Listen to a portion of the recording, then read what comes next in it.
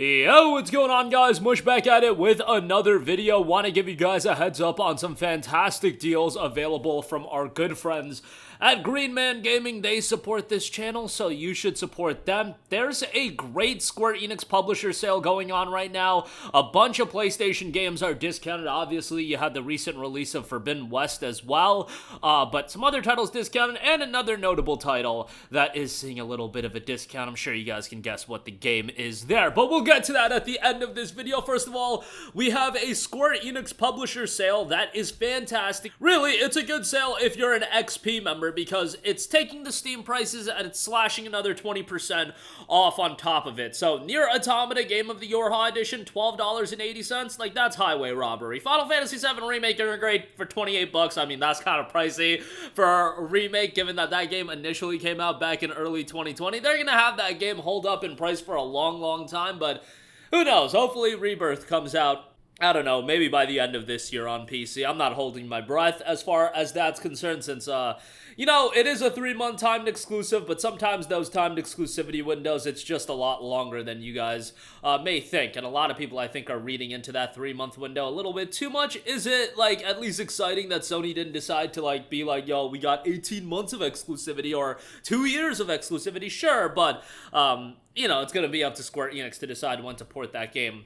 Sleeping Dogs Definitive Edition, $2.40. That's fantastic. Obviously, I talk up that game quite a bit.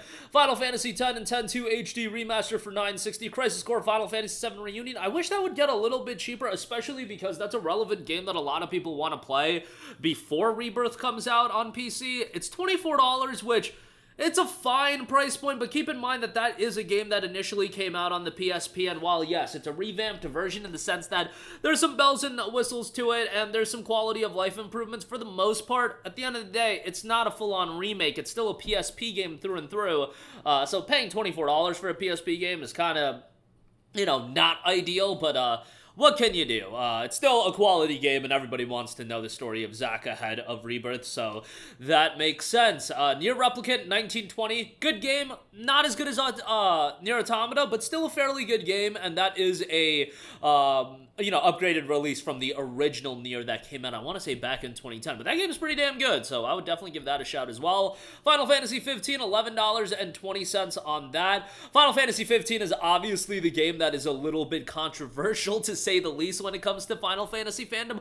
I liked 15. I had an immense amount of hype for 15 going into its release back in 2016, and that was just never going to fly, in the sense of it was never going to live up to my expectations. But I still did think Final Fantasy 15 was a decent game. Would I spend the $35 or whatever it is regularly? No, not at this stage of the game, but the Windows Edition does include the DLC and all that stuff, so that's pretty good as well. Final Fantasy 12, the Zodiac Age, is 68% off for $16. You got Final Fantasy 12 there. It's an upgraded release of FF12, but a pretty damn good game, all things considered there, so I would give that a shout. Really enjoyed Final Fantasy 12, and I even liked FF12 when it initially came out, when a lot of people were a little bit mixed on it because it was such a departure from some of the other Final Fantasy games, but really, I feel like that's been the case for every Final Fantasy game since the release of 12. Like, 12 was a departure, 13 was a departure, 15 was a departure, and then 16 certainly was a departure. So Final Fantasy is just going to shake things up with every release these days. Murdered Soul Suspect is $1.60, which is actually pretty good. Final Fantasy VII OG is $3.84. Install the Echo S mod, and you're going to be chilling playing that game, because Echo S makes that game fantastic. There's fan-made full voice acting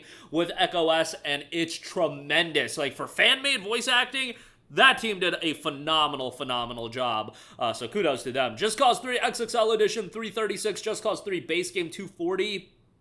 Just Cause 2, $1.20. Lightning Returns Final Fantasy 13, $6.40. Final Fantasy 13, $5.12. Pretty good there. Just Cause 4 is $4.80 as well. And of course, you gotta check out Left Alive at $4.80. Obviously, I'm joking as far as that's concerned, but some pretty good deals all around. Moving on from that, we do have a bunch of PlayStation games discounted. Obviously, Forbidden West just came out, but I do want to give a shout to Ghost of Tsushima Director's Cut. May 16th for that. 15% off for $51 for XP members.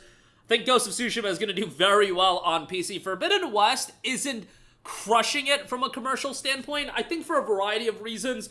First of all, you have to play through Zero Dawn before you play Forbidden West. Forbidden West is legitimately, quite possibly, the best PC port ever created. Like, it may be the best looking game I've ever seen on PC, and I've heard multiple people make that claim, but right now, playing the game, unfortunately, with how my setup is right now, my desktop isn't in my new crib, but my laptop does have a 4070M, and Forbidden West, legitimately one of the best looking games ever. But now let's circle to Forbidden West. It's 15% off for $51 if you're an XP member. Like I was saying, Forbidden West is a fantastic, fantastic game, but you need to play Zero Dawn, and again, I think the reason it's not, like, commercially, it's doing okay. I want to say it had, like, 50,000 concurrent players, which is a totally, like, serviceable number for a game that's 2 years old getting ported to PC. But you gotta play Zero Dawn before you play Forbidden West, and you gotta beat Zero Dawn as well. It's much like what's going on with FF7 Rebirth, in my opinion, on PS5, where that game underperformed comparatively to FF7 Remake. Well, it's because FF7 Remake came out on the PS4 with a larger install base, and FF7 Rebirth requires you to play the remake. I know Square Enix says what they say, and I'm sure, you know, if it was up to Sony, they'd be like, nah, you could jump into Forbidden West, don't worry about it. But no, most people know that these narrative-heavy games, you want to play the first game before you get into the second game, even if it does fill in the gaps a little bit. But yeah, Forbidden West nonetheless is fantastic. I'm going through it right now, doing 100% playthrough, doing all the content. Even the only thing that I don't like about this game is like the Strike board game. I think that that stuff isn't that great, but whatever, we gotta do that content as well. So, you know, $51 for Forbidden West, tangent over. I think it's a pretty damn good pickup. You got Burning Shores as well, which is quite nice. Horizon Zero Dawn, for those of you that haven't played it, XP members, $10.50. Go play Zero Dawn. Definitely, from a visual standpoint, not as good as Forbidden West, but still a damn good game, and thankfully, it's not as atrocious of a PC version as it was at launch. Days Gone, 79% off for $10.50. Go check that out. Marvel Spider-Man, 50% off for $30.23. Still holding up in price. Can't wait for Spider-Man 2 to eventually come out on PC. I'm sure that'll happen in like 2025, like fall of 2025, or even, damn it, might be 2026. Yeah, like, well, it'll be quite a while before that comes out on PC. God of War, 58% off for $21. Rumblings that that'll be a 2025 title. We'll see. Ragnarok, that is, will be a 2025 title. If you haven't played God of War 2018, $21 for that is pretty good. Last of Us Part 1, 44% off for $33.76. Would assume that Last of Us Part 2 will be a game that gets ported to PC later this year, so that'll be pretty exciting. And then lastly, Dragon's Dogma 2, 14% off for $60.19. Yes, a lot of controversy with the game in general. I was going to say the PC version, and yeah, the PC version certainly has some performance issues, but across the board, there is some controversy to say the least. But if you want to play it, you might as well get it a little bit cheaper. And hey, you save the $9 and you could get some fast travel in-game items, baby. No, don't do that. I kid. But yeah, $60.19 for that if you do want it. Links to everything, as always, in the description box down below. That's going to do it for me. Let me know all of your thoughts in the comment section down below, and I will catch you guys in the next one. Peace out.